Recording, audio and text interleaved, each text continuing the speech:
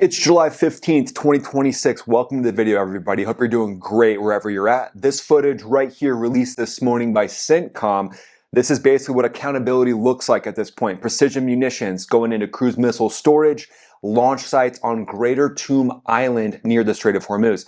90 minutes in and out, door kickers, boom, through the door, and then strikes coming in on the targets right after. IRGC didn't even know about these explosions probably until they checked their telegram. No idea this was coming at them, but let's rewind because the sequencing here tells you everything about where this war is going and why the power plants and bridges are next. So what you're looking at right now is the result of 5 consecutive nights of US strikes against Iran, a reimposed naval blockade in the Strait of Hormuz, and a public statement from the commander of CENTCOM naming what Iran actually did to earn this.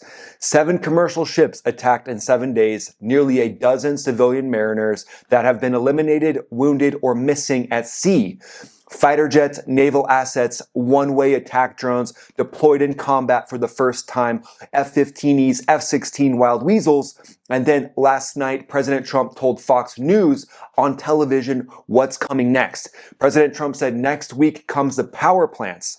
Next week comes the bridges. We're going to knock out all their power plants. We're going to knock out all their bridges unless they get to the table and negotiate. Do you think that'll actually happen? Probably a snowball's chance in hell that Iran will want to negotiate. And I think it's pretty clear at this point who's actually running the leadership in Iran. The generals in the south, whoever is controlling the Strait of Hormuz is basically in control of the country at this point. Oh, and then check this out. I saw this ship. It's reportedly sunk off of Bandar Abbas. It was anchored off of Bandar Abbas, so we don't know how it was sunk or who sunk it, but it's very interesting seeing one of these larger commercial vessels being sunk, going down. Also, some reports coming in. President Trump shared this with Fox News, said that the U.S. would hit Iran hard over the next coming days, warned that if Tehran doesn't negotiate, next week comes the power plants, next week comes the bridges. He also confirmed the U.S. is monitoring activity at Pickaxe Mountain, an underground site suspected of supporting Iran's nuclear program, and warned that it would be targeted if necessary. So at this point, Iran's fired on civilian crews. They called it maritime law. We're just helping you. We're just helping you through the strait by firing on you. And then CENTCOM filed a response over the last few days, but it looks like next generation penetrator bombs don't exactly leave a forwarding address. So let's get into it here because the sequencing is wild. July 7th, IRGC fires on those commercial vessels all the way through the next few days, strikes, retaliatory strikes going in, crushing Iran with F-15E Strike Eagles likely leading the way with the F-16CJ. F-16CJ is that harm shooter aircraft, has the ability to basically beam right through the radar. So target right into that radar beam that's trying to target it. And then here's a wild one. This was all teamed up with one-way attack Lucas drones. So firing these at different locations around the Strait of Hormuz. If we look at the targeting imagery right here, you can see the different islands in the Strait of Hormuz have so many different spots where Iran can hide their drones, their ballistic missiles, cruise missiles, also fast attack craft. So the thing I love about the Lucas drone, this thing being unleashed, allows it to fly into these little austere locations, maybe dozens of them going in with AI brains, all of them connected, talking to each other, and absolutely taking the gloves off versus the IRGC. And the targeting here is very focused on these islands, and there's a reason why. It's because Iran is using the different systems on these islands to harass these mariners and ultimately eliminate the mariners, injure them, maim them, these people that are trying to make a living by getting cargo and oil through the Strait of Hormuz. These innocent people are being absolutely targeted by Iran, and the U.S. military has stepped in as the biggest bouncer in the world and said, not on my watch. So 5 nights of strikes, a reimposed blockade now. Looks like 20 ships from CENTCOM, destroyers. We've got the 2 carriers in the region as well. The IRGC came ready to hold the strait, thinking they were going to control it, but CENTCOM basically controlled it and then handed them an expensive receipt.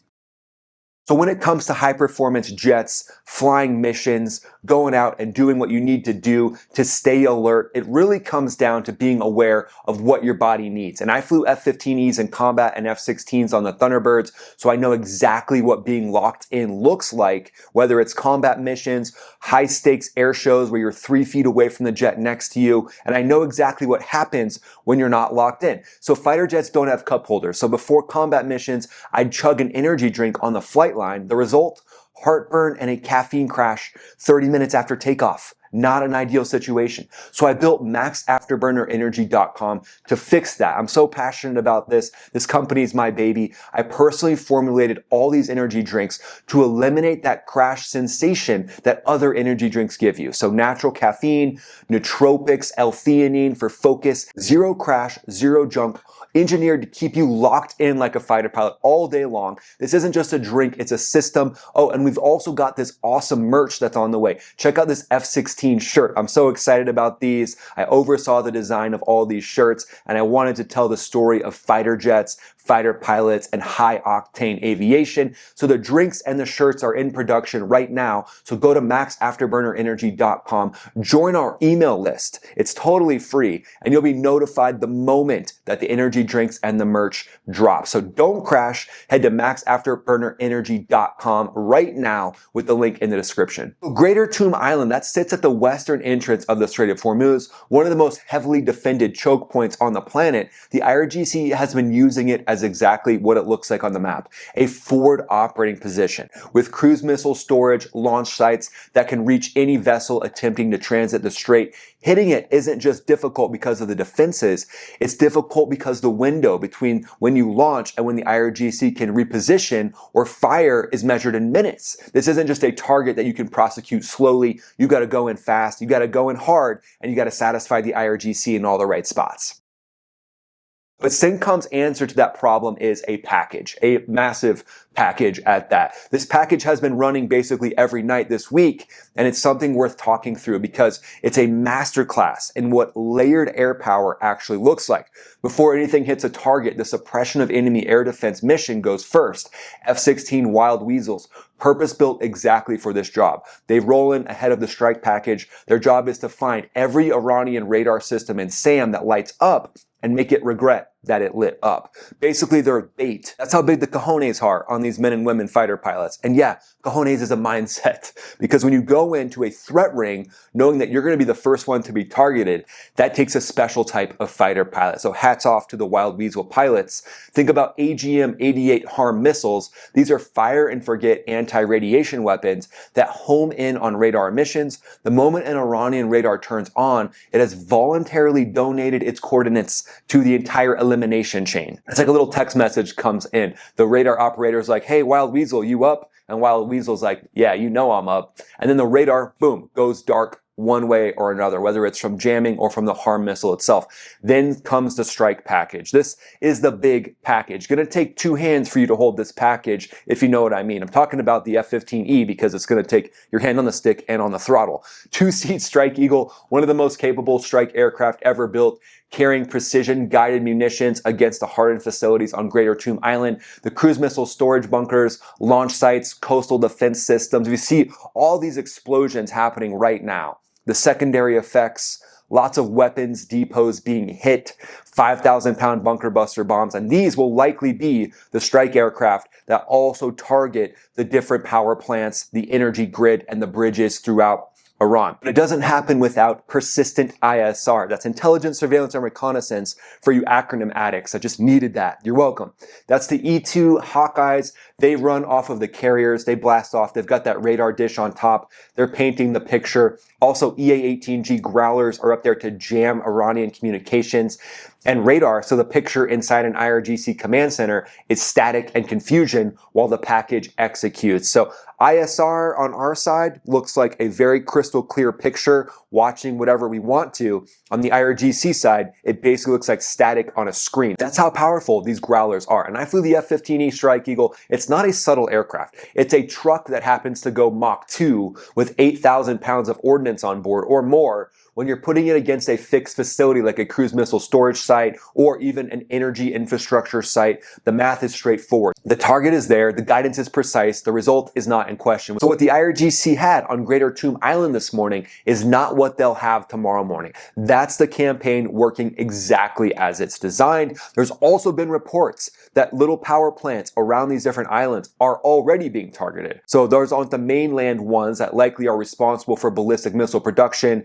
powering IRGC weapons, but some of these smaller ones on the islands, this could be a sign of things to come, and the F-15E Strike Eagle is absolutely the platform to make this all happen. So CENTCOM's public release confirmed precision munitions against coastal defense systems and cruise missile storage and launch sites, and identified a 90-minute window. So the F-15E and the Wild Weasel, they didn't come to negotiate. They didn't come to be tapped along by the IRGC. I'm sure if the IRGC had a radio frequency, they'd be like, hey, F-15E, Wild Weasel, let's negotiate. And the F-15E would just be like, not on my watch. And that's why CENTCOM gets the last word. So let's talk a little bit about the IRGC's maritime capability, because we've seen a lot of target strikes going in and striking the coastline, absolutely decimating certain entrances to the ports, C-802 missiles, those are those NOR systems. And CENTCOM is striking all the systems that have demonstrated the ability to strike surface targets, to strike targets that are out on the water. The IRGC has proven it can target commercial vessels,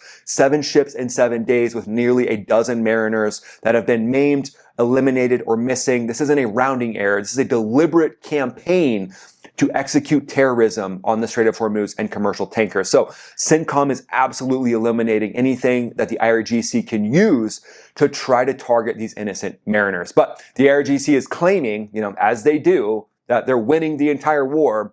It's like sitting there negotiating with somebody who's been watching propaganda all day, and you're like, do you want to negotiate now? And they're like, no, our Navy is strong. And you're like, well, we've hit 160 plus of your boats. Do you still think you're strong?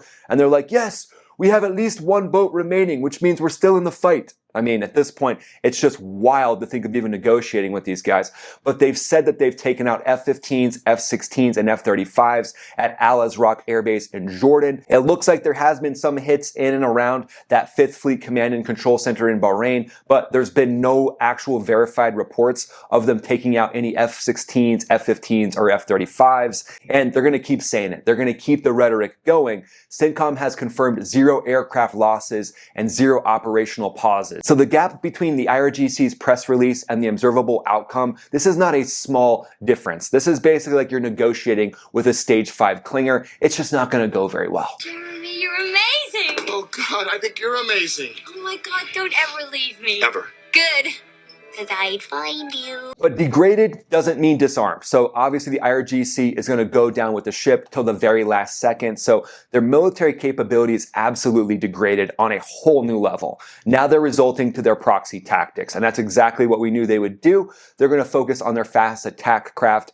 Any of the ballistic missiles that they have hidden along coastlines that can basically blend in with the sand and then pop up and then launch and then go back down. That's the kind of thing that we can expect more of from Iran. So I would expect to see many more strikes along the coastline prior to actually going after their bridges and power plants. That's probably what the targeting list looks like. And you made it to the global roundup section, my friend, so we got to talk about something going on in Ukraine. Ukraine just quietly executed one of the most consequential maritime campaigns in modern warfare. Robert Maydar, commander of Ukraine's unmanned systems forces, announced this morning that 20 more Russian vessels were struck overnight in the Sea of Azov, including 17 oil tankers and 2 gas tankers, bringing the total number of Russian-linked ships hit under Operation Molokcha to 136 in 10 days.